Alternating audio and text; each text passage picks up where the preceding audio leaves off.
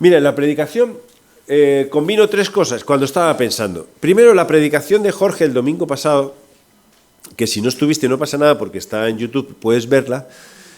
Después, que yo estaba acabando de leer el libro de Nehemías, que digo, bueno, son de estos libros de la Biblia que dice, bueno, ya me sé de qué va, entonces nunca lo lees, o ya sabes la historia, nunca la lees. Entonces yo me metí, empecé a leerlo y me llamó muchas cosas la atención. Digo, mira, aquí está esto, todo. Y luego, cuando empecé a saltar de Nehemías, salté a Tesalonicenses, no sé por qué salté a Tesalonicenses, y encuentro esto, edificaos unos a otros. Y sigue, porque no solamente pone eso, pone animaos unos a otros, edificaos los unos a los otros. Y todo tenía que ver como con edificación. Nehemías, sabéis que su tarea fue edificar el muro de Jerusalén. Que luego yo lo pienso y digo, Nehemías, pues vaya tarea un poco absurda. ¿Por qué? Porque sabemos que ya hoy en día los templos no son lo importante, los muros no son lo importante. En realidad el templo de Dios somos nosotros. Y lo encontramos en Hechos, dice, es que Dios no habita en templos hechos de mano. No, eso es como limitar a Dios. Dios habita donde quiere, déjame decirlo así, pero es que nosotros nos convertimos en el templo de Dios. Entonces, como la tarea de Nehemías, digo, Nehemías es un poco de pérdida de tiempo de esto de construir el muro. Y pensando, además, que el domingo pasado Jorge nos dejó con un agujero en la pared. No sé si estuviste o no. Recordáis que hablamos del paralítico que estaba bajando y había un agujero en la pared. Vas a decir, ¿por qué no has dejado el agujero? Bueno, no hemos dejado el agujero porque ya que pusimos todo bien, no vamos a dejar un agujero. Entonces, empecé a pensar en todo esto y digo, ¿y cómo es nuestra vida? ¿Cómo es nuestra vida? Primero, que Jorge nos lanzó el reto, porque cuando bajaron al paralítico, no vamos a leer el texto ni nada, es una historia que conocemos, bajamos al paralítico, resulta que la casa de donde hicieron la sanidad del paralítico, el hombre que le hicieron el agujero en el techo, decía Jorge, dice, claro, y ahora yo me quedo con este agujero en el techo, pues el paralítico se va muy a gusto, o se va contento, todos se van contentos, y yo que me quedo con este agujero.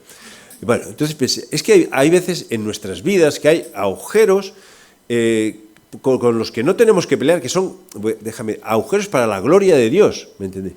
Allí el hombre seguramente no peleó por ese agujero que estaba allí, ¿por qué? Porque en su casa había sido un día de salvación, había sido un día de sanidad, porque el que había permitido que ese agujero se hiciese fue Jesús. Entonces, nos lanzaba la pregunta, bueno, hay 4 actitudes dentro de esta historia. No sé si lo pregunto, Jorge, a ver qué tal, si se han enterado o no. Había 4 tipos de personas en esta historia del paralítico. Estaba el paralítico, el entusiasta, el escéptico y el agujereado. Bien, entonces estaban todos estos. Y luego dentro de los grupos caseros o entre semana, pues hemos preguntado a la gente, ¿tú qué te sientes? ¿Cuál te sientes? Resulta que había muchos que se sentían paralíticos, ¿vale? Paralíticos porque hay cosas que sanar. Si te sientes paralítico, no te preocupes porque la historia del paralítico termina muy bien, termina sanado. Entonces, esto es lo que te digo. ¿Tú eres paralítico? Sí, coge tu lecho y vete. Ya está. Claro, qué fácil, Andrés. Bueno, pues Jesús lo dijo y le ocurrió, entonces ya está. Pero había otro tanto importante, círculo muy cercano, que nos sentíamos, y yo me sentía agujereado.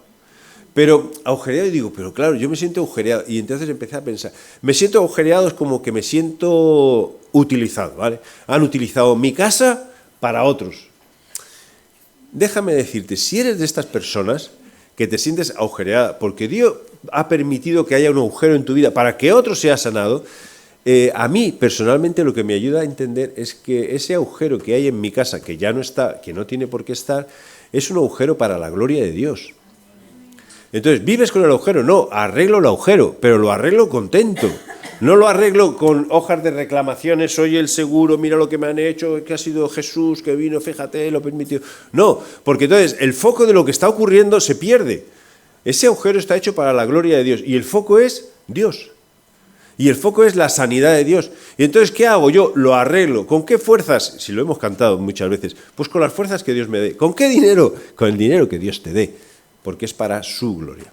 Por eso esos agujeros, solo animaros a que si tú te sientes una persona así, agujereada, como me he sentido yo, Y luego pensando, pero Andrés, estás equivocado, porque esos agujeros en tu vida han sido para la gloria de Dios. Así que arréglalos y tápalos y tira para adelante.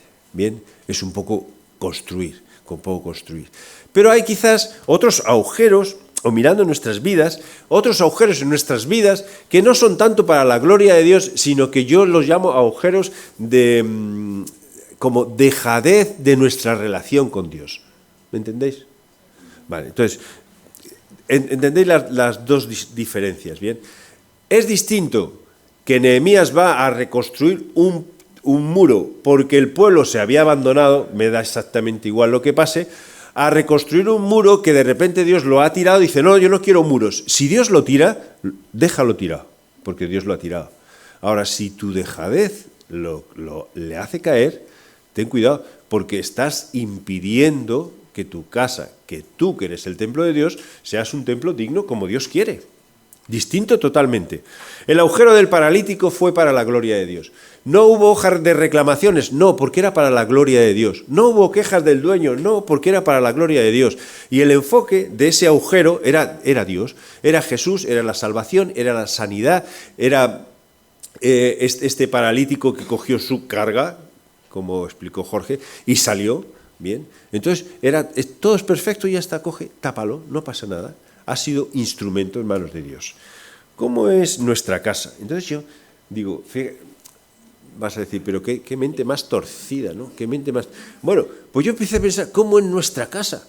Pues mi casa es como la casa del paralítico, no pasa nada, perfecto, ha sido utilizado para la gloria de Dios. Pero ¿qué tal si tu casa no es como la del paralítico, sino que es una casa como estaba Jerusalén en los tiempos de Nehemías, con el muro destruido, las puertas rotas y la casa de Dios o el pueblo de Dios absolutamente pasivo frente a todo lo que podía pasar? Ahí entonces leí Tesalonicenses 5:11, edificaos unos a otros. Esta palabra edificaos tiene que ver con casa, es la misma que podríamos usar para casa. Construiros unos a los otros. Mira, esta casa... Vamos a pensar, están reformas. Es que pensé mucho. Tú has ido. Quiero tener cuidado con esto. ¿Has visitado alguna vez algunas casas? ¿Y algunas casas? Vale, me voy a ir a Chile, porque sé que no me van a escuchar ni nada. Entonces, de Chile fuimos, cuando estuvimos en el viaje a Chile, gracias a Dios, un viaje muy bien. Vimos casas y casas. Vimos casas perfectas. Perfectas era que tenían un salón perfecto. Y Maru y yo preguntábamos, ¿y este salón para qué vale? Perfecto. No se puede pisar, no se puede tocar nada, los cojines siempre, todo del mismo tono, del mismo color, la mesa perfecta, todo perfecto. Pero vimos otras casas que realmente salías y decías, madre mía, qué descuidado, qué desastre todo, qué desastre. Dices que no había por dónde pillarla. Digo, si a mí me regalan esa casa, no digo que no, claro, pues que vas a decir que no, pero es que no sabría ni por dónde empezar. Yo creo que lo mejor era prenderle fuego, que se queme todo, decir al seguro, mira, se me ha quemado y a ver qué me da. Casas muy desastrosas. Entonces yo pensaba, digo, ¿y cómo es mi casa? ¿Me entiendes? ¿Y cómo es tu casa? Ahora déjame, para que no estés pensando en tu casa física, ¿cómo es? Ya no me invita a nadie, ¿no? No, yo una vez, esto es un paréntesis, pero breve. Yo soy muy cotilla, aunque penséis que no. O sea, yo no digo nada, pero si tú me ves que yo voy al baño, mejor que me persigas. Entonces, yo fui a una casa y él me dijo, no, yo tengo todo ordenado. Digo, ¿todo? Dice, sí, todo, vale. Y entonces, cuando no miraba, yo abría los cajones. Y cerraba los cajones. Tenía todo ordenado. Y abrí un cajón que a mí me dejó sorprendido, porque yo tengo herramientas, pero este tenía los destornilladores puestos en fila. Y entonces, puestos en fila, la punta para arriba, ¿vale? Y los de estrellita con los de estrellita y los planos con los planos. Y entonces yo ya empecé a tener confianza con esta persona, abro el cajón, digo, ¿esto es normal? Dice, hombre, Andrés, ¿y tú cómo los pondrías? No, como era así. Entonces, un hombre, casa perfecta. Casa perfecta. Cuidado, ahora sí que ya no me vais a invitar. Bien. Entonces, o cuando me invitéis, ya os veo el día anterior ordenando los cajones. ¿Cómo es nuestra casa? Vale, dice, ahora nos desviamos y volvemos. ¿Cómo es mi relación con Dios? ¿Cómo es mi relación con Dios? ¿Sabes que cuando yo leí esto de edificaos unos a otros, yo lo que veo es que tenemos que animarnos a que nuestra relación con Dios sea una relación sin agujeros. Sin agujeros en el techo hechos por nosotros, sin dejadez. Que si hay que pintar, se pinta, que si hay que arreglar, se arregla, que si hay que ponerlo, se hace, porque es nuestra relación con Dios. Pero lo que sentía muchas veces en cuanto a la relación nuestra con Dios es que somos o podemos caer un poco en lo que es la dejadez. De decir, yo es que llego hasta aquí y ya no puedo hacer nada más. Es que a lo mejor tú no puedes hacer nada más, pero estamos aquí nosotros para edificarnos y decirnos, puedes hacer mucho más. No tú, deja que Dios haga mucho más. Mucho más. Leyendo Nehemías. Nehemías, que ahora repasaremos una muy breve de Nehemías, os prometo que va a ser muy rápido. Pero leyendo Nehemías cuando se enteró cómo estaban los muros de Jerusalén, que si son edificios, si son piedras y todo, Nehemías lloraba, pero lloraba y oraba, y ayunó. Señor, pero ¿cómo puede ser que tu pueblo esté tan dejado? ¿Qué le preocupaba a Nehemías? Los muros solo. No eran los muros, era que la relación del pueblo de Israel con Dios estaba deteriorada, estaba destruida. ¿Y cómo lo reflejaba? Por los muros, porque no le importaba nada lo que era la casa de Dios. Ahora, la casa de Dios soy yo. ¿Cómo están mis muros? ¿Cómo estoy yo? ¿Cómo estoy yo? ¿Qué tengo que hacer? Animarnos unos a otros. ¿Cómo voy dejando construir? ¿Tengo puertas abiertas en mi muro? Esto es relativamente fácil y las preguntas pueden ser mucho más directas. ¿Convivo con pecado de forma que me parece natural? ¿Hay cosas que Dios me está diciendo, haz y no hago? Porque pienso que, total, si Dios ya con su gracia me ha perdonado, yo no tengo que seguir más adelante. Yo ya hago mucho, ya he hecho mucho. Mira, todos los pasos que he dado, todos los pasos que he hecho. Pero hay más, hay mucho más, hay mucho más. Y mi frase última, ya esto debe ser de que he aprendido ya por fin. Mira, hay bendición en obedecer a Dios. Créetelo, hay bendición en obedecer a Dios. Y dices que lo que me pide no puedo. Mentira, es que no quieres. Y lo que me pide, digo yo no puedo. Mentira, Andrés, que no quieres. ¿Me entendéis? Todos. Hay bendición en obedecer a Dios. 100%. 100%. El pueblo de Israel, que miraremos eso, lo que había hecho era dejar que en su relación con Dios se enfriase, los muros se cayesen, las puertas se abriesen, los enemigos podían entrar y salir, incluso ya combinaban a Dios con otros dioses. Uno de los pecados más grandes del pueblo de Israel era la soberbia. En Nehemías, cuando lo lees, dice que 3 veces el pueblo de Israel pecó en el libro de Nehemías, que son 13 capítulos, ¿vale? Entonces ven que las cosas van construyendo y pecan, otra vez. Van construyendo y pecan, otra vez. 3 veces. Digo, claro, 3 veces en 13 capítulos, yo tengo 50 y tantos años, más para tantos que para 50. ¿Cuántas veces no habré metido la pata? ¿Cuántas veces? ¿Cuál es la clave de aquí? La clave es no dejar la pata metida, ni dejar el muro caído. Yo no quiero que mi casa sea así, que el templo que yo le estoy brindando a Dios sea así, y yo no quiero que la gente cuando venga, no por la gente que me aplauda o no me aplauda, porque es muy fácil dar una mano de pintura y te quedas tan ancho. Yo no es por la gente, sino por el testimonio. Yo no quiero eso. ¿Esto es lo que me está prometiendo Dios? ¿Esto es lo que me promete de libertad? De vivir con gozo, de disfrutar de la vida, vivir así, a mí me parece un poco desastre. ¿Cuál es? En realidad, ¿quién tiene la culpa de que esto esté así? ¿Quién tiene la culpa? ¿Es Dios que es muy exigente o somos nosotros que somos muy desobedientes? Mira, en Tesalonicenses 5:11, edificaos unos a otros, pero antes dice animaos unos a otros. Este animaos, nosotros lo entendemos mal y yo soy consciente de eso porque es que yo vengo a la iglesia para que me animen, ¿me entiendes? Siempre necesito que me animen a mí. Yo vengo a que me animen a mí, que me animen a mí. Pero no entendemos que esto es, en realidad, que a ti te animan, pero tú animas a otros. Es que yo no puedo animar a otros. ¿Cómo que tú no puedes animar a otros? No tienes Biblia, no tienes a Dios, no sabes hablar, no sabes orar, no sabes preguntar qué tal, no sabes decir, mira, lo que sea, no sabes. Sí sabes. Lo que pasa es que lo más cómodo es venir y que me animen. Entonces yo vengo aquí que me animen, que me animen, que me animen, o cuando el domingo no me han animado, vaya domingo, pues anima tú. Que esto no es así, que vengas aquí a recibir, no, tenemos que unos a otros animarnos. ¿Qué significa este animarnos? Este animarnos es orar unos por otros. Orar, fíjate qué cosa más simple y sencilla. Orar, presentar, rogar, alentar, amonestar, animar, confortar, consolar, exhortar. Y he dejado esto de exigencia, no sé, por si no te sonaba... Parece como que le estás exigiendo algo a la otra persona, pero no es esta la idea. Más bien, yo diría, bueno, exigencia es que yo te voy a animar a que tu relación con Dios sea verdadera y buena.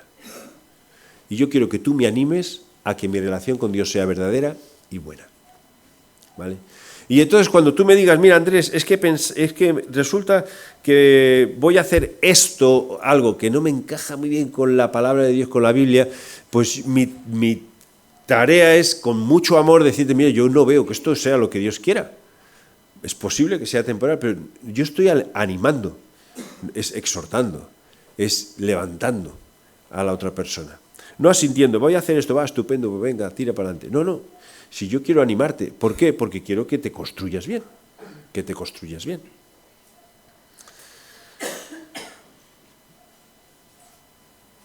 No sé si estamos bien en esta parte como iglesia, porque como iglesia sí estamos bien que nos juntamos, más o menos nos conocemos, más o menos disfrutamos, más o menos sabes que estás cómodo, más o menos sabes que te gusta, pero esta parte de entender que somos pueblo de Dios, déjame poner la palabra familia, que nos edificamos y nos animamos los unos a los otros, yo creo que a veces nos falta un poquito.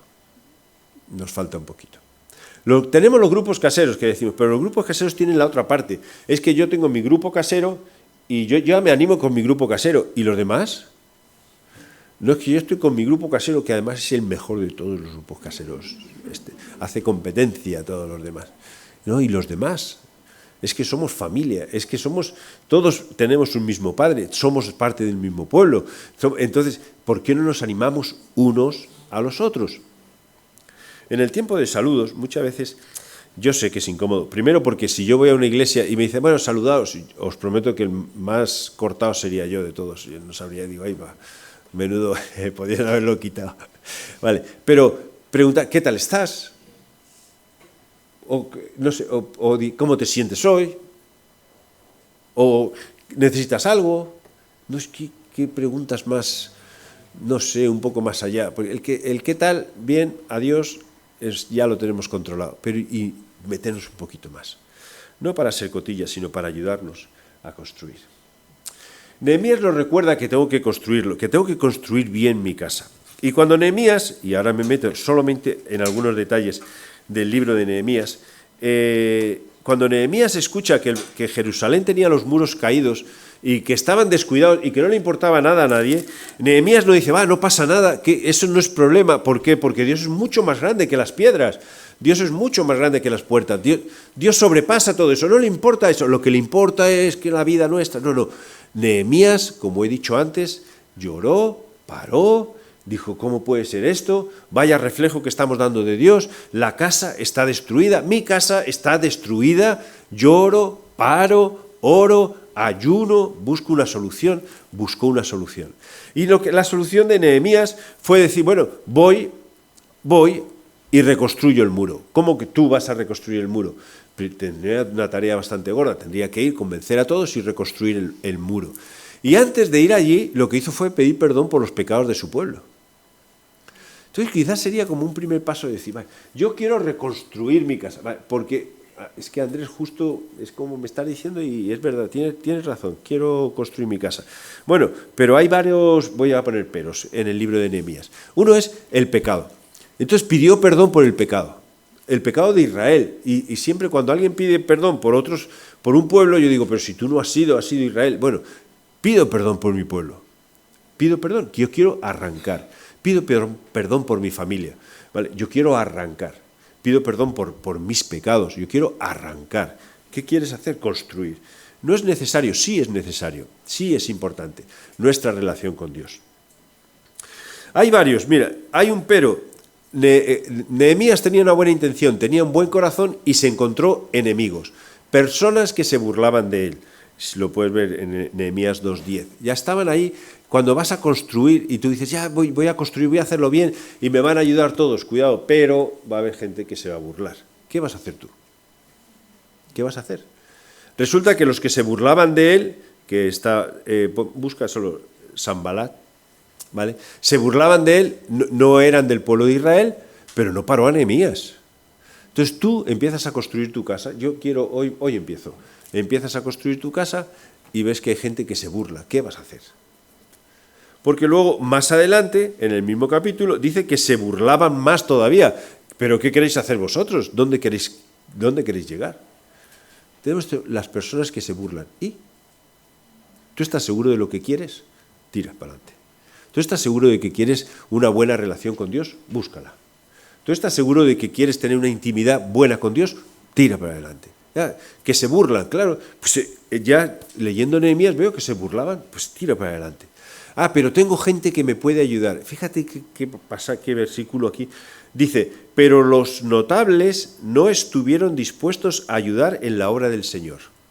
Los notables quiere decir los que tenían notable, ¿vale?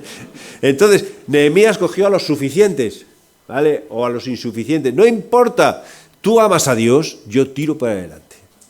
Es que es tantas veces que veo esto. Es que Dios no necesita gente poderosa para construir un gran reino. Dios necesita gente humilde para construir un gran reino. ¿Cuál fue el pecado de Israel? Que aparece en Nehemías, soberbia. ¿Cuál era el pecado de estos notables? Soberbia. Es que yo no voy a poner de mi dinero para que tú construyas eso. Si yo no necesito tu dinero. Si Dios es el Dios del dinero. ¿De quién es el dinero? De Dios. Dios proveerá.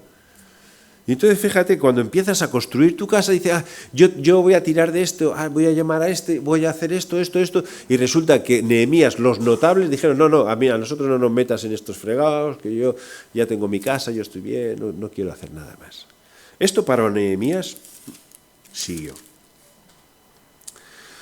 Pero, y sigue con algunos peros, en el capítulo 4, resulta que no solamente se burlaban de Nehemías, se quedó sin compañero Nehemías, sino que querían matar a Nehemías, destruir todo lo que estaban haciendo.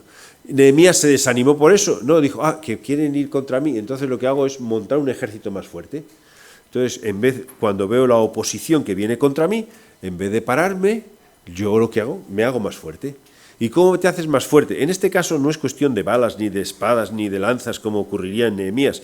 Para mí es afirmarnos más en nuestra relación con Dios. Veo que las cosas van muy mal y que me están mirando mal y que las cosas empeoran, no te alejes de Dios, acércate más a Dios. Acércate más a Dios porque eso te ayuda a entender que dependemos de Él para construir el muro o construir la casa o construir el templo que Él quiere o que Él merece, para que nosotros disfrutemos, que al fin y al cabo es nuestro propio disfrute. Capítulo 8 de Nehemías. Resulta que encuentran la Escritura. Este capítulo para mí es impresionante, porque ¿cómo que el pueblo de Dios encuentra la Escritura? ¿Qué tenían hasta ese momento? Pues no tenían nada. Tenían recuerdos de cosas que les habían enseñado, de leyes, de fiestas, de todo, pero no habían encontrado la Escritura. Y Esdras abre el rollo de la Escritura, empieza a leerlo y empiezan a explicárselo al pueblo. ¿Y el pueblo qué hace? Se pone a llorar. ¿Pero cómo es que no hemos oído esto antes? ¿Cómo construyo mi casa? ¿Cómo tapo ese agujero? ¿Cómo reedifico los muros? Mira, tienes que encontrarte con la Escritura. ¿Vale? Yo sé, y es así, porque yo también por muchos años he vivido así, que vivimos domingo a domingo de lo que nos cuentan desde el púlpito. Pues habrá domingos de más escritura y domingos de menos escritura. Y con eso tiras toda la semana. Y entonces está la famosa frase, es que vengo el domingo a recargar las pilas y todo eso. Mira, yo soy partidario de que las pilas se recargan todos los días, o por lo menos 2 o 3 veces entre semana. Si es de domingo a domingo, eso no vale para nada. O si... Bueno, no sé, para algo vale, pero si no, no vais a venir tampoco. Vale, claro que vale, pero ¿me entendéis? El pueblo de Dios, cuando se encontró con la Escritura, dice que lloraban emocionados y tristes por su pecado, y emocionados por lo que Dios les estaba diciendo. Es que hay que encontrarse con la Escritura. ¿La lees? ¿Lees? No, hay que leer mucho. ¿La lees? ¿Te reencuentras con la Escritura? Y dice que le daban sentido a las cosas que estaban escritas. Porque cuando estaba en hebreo está todo seguido y sin punto ni nada. Entonces mucha gente no entiende. Y lo que hacían los levitas era explicar detalladamente lo que estaba poniendo. Y la gente lloraba más todavía, hasta que Nehemías dice, oye, que no es tiempo de llorar, que es tiempo de alegrarse, es tiempo de fiesta, porque hemos encontrado lo que Dios quiere para nosotros. ¿Cómo es tu casa? Y sé que esta pregunta la estoy haciendo mucho, pero es que quiero que lo pensemos. ¿Cómo es nuestra casa? ¿Cómo es la casa que nosotros le estamos ofreciendo a Dios? Vale, ojo, si es mala, no quiero que vayas aquí triste, ay, qué malo soy. Al revés, como el pueblo de Israel descubrió que podía construir, construye. Vamos a construir. ¿Cuándo empiezo? Hoy. ¿Qué vas a esperar? Mañana empezamos a construir. ¿Reflejamos realmente que quien está en nuestras vidas es Dios? ¿Lo reflejamos en todas las áreas de nuestras vidas? Porque ya Dios no quiere que construyamos un pedazo de templo grandísimo y gigante y bonito. Lo que Dios quiere es que nuestras vidas sean vidas de obediencia, que reflejen que Él es el primero en nosotros. Que nuestros pasos son los pasos que Él nos está pidiendo que demos. Y te digo, hay bendición en obedecer a Dios. Hay bendición en obedecer a Dios. No le obedezcas para recibir esta bendición, porque entonces lo estás haciendo un poco al revés. Pero cuando obedecemos a Dios, aunque parezca al principio que tenemos enemigos, que se ríen de nosotros, que los nobles no nos ayudan, que nos falta dinero, que no sabemos los planes, cuando obedecemos a Dios, las cosas van funcionando. Van funcionando. No quiero dejar ningún pero, nada, ya está. ¿Sabes? Una de las cosas más interesantes que veo en Nehemías, una de las cosas, es que el pueblo es un pueblo consciente de sus pecados y los confiesa. Entonces quizás tendríamos también que ser así, un pueblo consciente de nuestros pecados y confesarlos. Confesarlos a lo mejor no es tiempo de abrirlos, así venga, quien quiere confesar, pero no hacer como que el pecado no importa, si todo está bien, no importa, no, sí importa. Estamos construyendo mal, tenemos nuestra casa llena de agujeros y eso hay que tapar. Esos agujeros que son fruto del pecado no son para la gloria de Dios, ni son producidos por Dios, es por desobediencia tuya y lo que te están impidiendo es disfrutar de la gloria de Dios. Yo quiero taparlos. Y la forma de taparlos es confesarlos. Aquí también funciona mucho el unos a otros, confesaos vuestras ofensas unos a otros, para recibir el perdón, no mío, no de otra persona, para que Dios perdone nuestros pecados. Entonces la confesión tiene mucho sentido y el pueblo de Israel confesó sus pecados.